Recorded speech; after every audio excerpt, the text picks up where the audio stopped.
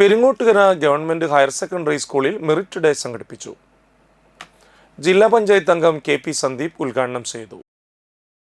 അഭിമാനകരമായ ഒരു നിമിഷത്തിലാണ് ഉയരെ 2026 എന്ന പേരിൽ പെരിങ്ങോട്ടുകര ഗവൺമെന്റ് ഹയർ സെക്കൻഡറി സ്കൂളിലെ വിദ്യാഭ്യാസ വിജയികളായിട്ടുള്ള കുട്ടികൾക്ക് എൻഡോവ്മെന്റുകൾ കൈമാറുന്ന ചടങ്ങ് ഇവിടെ സംഘടിപ്പിക്കപ്പെട്ടിട്ടുള്ളത്.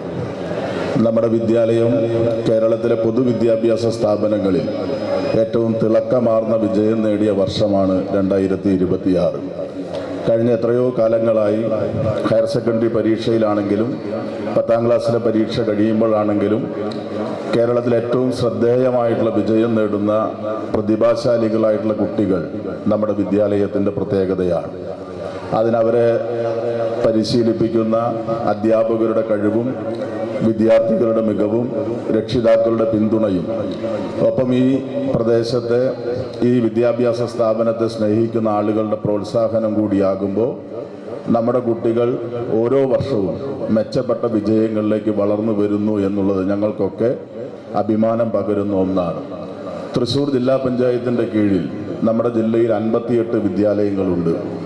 ഞാൻ അഭിമാനത്തോടു കൂടി പറയുന്നു, 58 വിദ്യാലയങ്ങളിൽ ആദ്യ സ്ഥാനം അലങ്കരിക്കുന്ന സ്ഥാപനം പെരിങ്ങോട്ടുകര ഗവൺമെന്റ് ഹയർ സെക്കൻഡറി സ്കൂളാണ്. PTA പ്രസിഡന്റ് സുബിത ജയരാജൻ അധ്യക്ഷയായി.